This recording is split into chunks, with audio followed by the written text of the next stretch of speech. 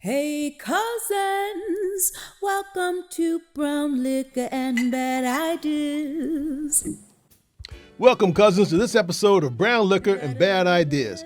I'm your host, Cornell Wright, the People's Lobbyist. Today we're going to talk about gaslighting and perhaps whether you have been gaslighted. Grab a quick one and join me. Brown Liquor and Bad Ideas is intended for the participation of responsible adults of legal drinking age who wish to engage in substantive virtual discussions and social drinking for entertainment purposes only. Brown Liquor and Bad Ideas does not advocate the abuse of alcoholic beverages. Choosing to participate in any of the drinking activities shared in the program should be made with moderation and caution and is the sole responsibility of the user. So, cousin, for this one, you might want to hold on to your glass a little bit. Because the question is whether or not you have been gaslighted, G-A-S-L-I-G-H-T-E-D, because that goes back to a phrase taken from a play in 1938 and from a movie in 1944, in which in those events, those theatrical events, the husband was attempting to convince his wife that she was mentally ill. She was disoriented. And the way he would do that is back in the day, believe it or not, lights used to have gas. So as opposed to electricity, he would turn down the lights up and down during the course of the play and up and down during the course of the movie, disorienting her and have her starting to question her what? Sanity. Today, cousins, there are probably there are groups and individuals who I submit are attempting to question your sanity. It has to do with whether or not people are then asking you to question, if you will, your perception of reality and of your memory. Think about that, cousins. People are questioning your perception of reality and your memory. Most notable of which, and let's just go back and look not very long ago, think about January 6th. Many of us were watching on TV. Many of us watched online. Many of us were somehow engaged and saw the news reports later in which there was a mob that stormed our nation's capital in an attempt to do, I don't know what specifically, other than a number of people being killed, property being damaged, things being stolen, and by the way, our democracy being questioned on the part of the world in regards to who we are and what we really still hold sacred. People are questioning whether or not that occurred. People are questioning our sanity in what we saw.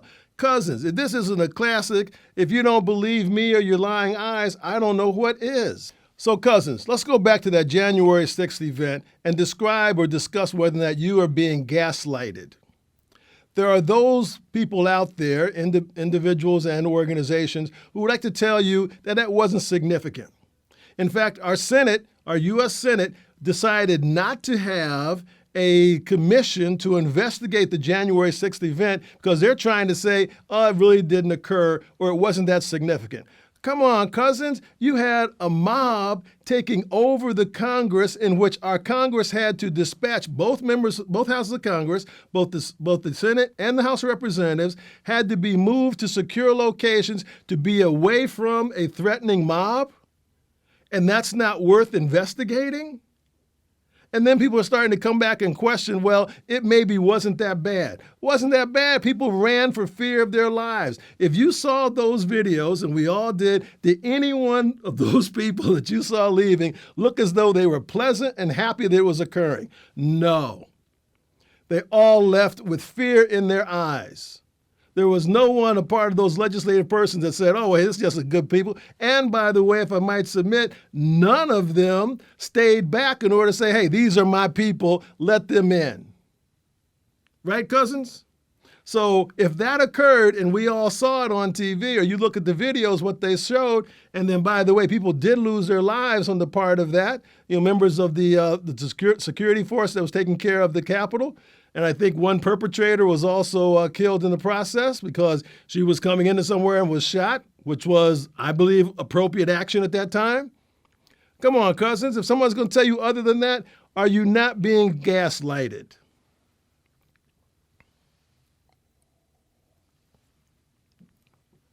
So, how does gaslighting start to play out? It plays out in a lot of ways in which people it's gradual. It's gradual. People start to ask you questions, and they start with a number of different techniques from what I've understood. And by the way, you can look this up for yourself and see what the differences are in the issues. But they start with different techniques. Let me just touch on them a little briefly so you can kind of get a flavor for what they might happen. One of it is called countering, in which people start to question your memories on January 6th. Well, did you really see it that way? Or they really were? In fact, one of the gaslighted discussions are trying to say that the people who were associated with the January 6th insurrection were a part of Antifa, which, by the way, we've covered on this show. Antifa stands for anti-fascist, when in fact the people in the January 6th mob were acting in a fascist manner. Come on, cousins. And by the way, it was further supported by the FBI director saying that no, based upon the FBI's investigation as to the perpetrators of the 400 plus people who broke into the nation's capital, they were not Antifa people. They were, in fact, supporters of the former president. Cousins, come on. People are going to question that. They're going to question your memory. They're going to question the accuracy of that. One of the other techniques that they use for gaslighting is that of withholding. They don't tell you all the information. They don't give you everything you need to understand or to have a complete picture. Think about that, cousins, as you're starting to look at information, you're watching news at night and starting to understand, as we've talked on this program before, look at 5 different sources of information so that you can have what? A more comprehensive and broader view of what's happening. It's kind of like the old example people talking about if you had 5 blind persons and you put on different parts of an elephant and ask them to describe it, you get completely different views. Well, gee, if I just happen to look at the tail of the elephant and I get gaslighted and told that's all that it is, what does that mean in regards to my understanding of the elephant in the room? Think about that, cousins. One of the other aspects of gaslighting is trivializing. Is that the right word? Trivializing? When I make whatever you say appear to be trivial, or your concerns to be trivial, or they really don't make that much of a difference. Well, come on, cousins. A lot of times those are significant things. It's not to say that it's trivial, but when you look at the broader sense of things, does that not move it beyond the point of being trivial? But think about it over a period of time. If I continue to say, oh, well, that's not important, that's not important, that's not important, this is what's important, you start to erode your perspective and your position. Cousins, one of the other techniques used to gaslight it is called denial. In denial, it starts to say, well, no, that's not true, or there are other studies to identify that. Cousins, come on. You can always find somebody to disagree with some concept, especially if you pay them, right? So think about the folks who've come through and denied whether climate change was real over time. You don't hear anybody talking about that anymore. In fact, now, cousins, as you start looking at organizations, there's a new C-level suite position known as Chief Sustainability Officer, of which he or she has responsibility of looking at what's going to be necessary for our organization to be what? Sustainable, not only in regards to our products, our procedures, our practices, and our products that we're eventually going to be delivering to whomever we're selling our products to. I would submit to you that's being driven by a number of the investment private equity firms who've now said they're going to factor in sustainability in every equity decision they make, which says that capitalism makes environmental straight up. A chief sustainability officer, cousins. That means that this climate change is no longer a question of guess or if, it's real. As we've talked about this program earlier, think about last year, I was mentioning about how there was a global summit talking about the polar ice cap on the north in regards to trade routes and who had responsibility and access to it. Come on, cousins. You can't deny it and then also be in a meeting supporting it and figuring out what you're going to do with it next time, right? And then one of the last ones is in regards to stereotyping. We all know we've been exposed to stereotyping in regards to racial stereotyping, gender stereotyping, nationality, ethnicity, you name it, there's probably a way in which we've done stereotyping. Stereotyping is also gaslighting because that will start to tell us things that are perhaps not true and put a marker, if you will, on an entire group of people when we all know it's all individually based. Come on, cousins. So we start looking at the aspects used for gaslighting of countering, of withholding, trivializing, denial, and stereotyping. All those techniques are being used, sometimes interwoven together, sometimes used separately in order to what? Gaslight us so that we become questioning our own belief, and in fact it is psychological abuse. By the way, it's also used in what? Brainwashing and in providing disinformation and misinformation on the behalf of perhaps actors who are not acting in your and my behalf, cousins. Not in your and my behalf. So you start looking at that. And so it starts to become a question of how does this start to play out in our lives? Gaslighting has other different aspects that it starts to play out in regards to intimate relationships, in regards to political situations, institutional situations, even in medical, of course, racial, etc. Gaslighting is something that we need to, one, be cautious of and concerned about, and hopefully this show gives you a little bit of more feeling and understanding of it so you can then recognize when it might be happening to you and take those actions to counter it so that you say, hey, well, wait a minute. I know what I know. I know what I've seen. I know what I've experienced, and that's not what I'm being told. Gaslighting is what people use to change us from wanting to become a democracy into becoming something else. Gaslighting separates us as opposed to bringing us together. Gaslighting makes us weaker in America and not stronger. And in this world of 2021 and beyond, we need to be stronger with every member of the team, all the cousins, in and fully engaged. That's my position. Hope you agree with me. So cousins, let me give you an example of gaslighting that can start to bring this whole thing together for you, just in a different way. This coming weekend on June 19th is going to be a celebration called Juneteenth. For those of you who don't know, that's a recognition pretty much by the African American Black community of recognition of our Freedom Day.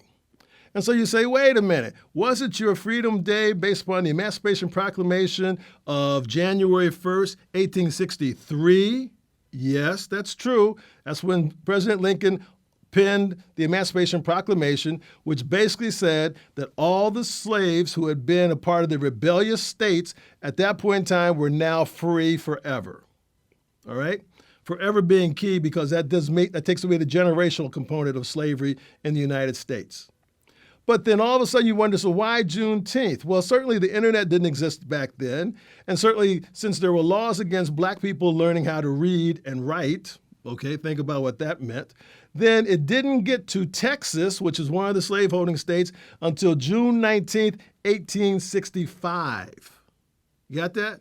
January 1, 1863, in the middle of the Civil War, 1865, 2.5 years some later, it finally gets to Texas, works its way to Texas. At that point in time, the black folks and black folks who were now freed people in there, they celebrated because why? After some 300 and some odd years, they finally had their freedom. Now, so but you think about 200 some years. Think about that, cousins. They didn't let people know until June. Why? In order to let crops get planted at the beginning of the year. Cousins. So now people are starting to say, oh, well, Juneteenth is not important. What are they doing? They're trivializing. They're saying Juneteenth is not important. It's in denial. Juneteenth is not important. It's stereotyping as to what should be important versus what shouldn't be important. I would just suggest to you, cousins, Juneteenth is a viable situation. It was a part of American history. It's part of your and my history. We should recognize it and appreciate it. Cousins, with that, keep wearing your masks. Recognize that I want everybody to get vaccinated. And join me next week on the next episode of Brown Liquor and Bad Ideas. Cousins, I forgot something. In the middle of June, it will be our first full calendar year and the beginning of our third season. I've often asked you to become more involved with political activities and more involved with how our country works because we are the people. Because I need you also to ask you to help me now because we need to grow our subscribers. So go out and talk to 3 of your friends, have them subscribe, and then we can get to a magic number of 250 by our first annual anniversary. Can you do that for me, cousins? All right, thanks a lot, and you take care of yourselves. We are the people. We are the people.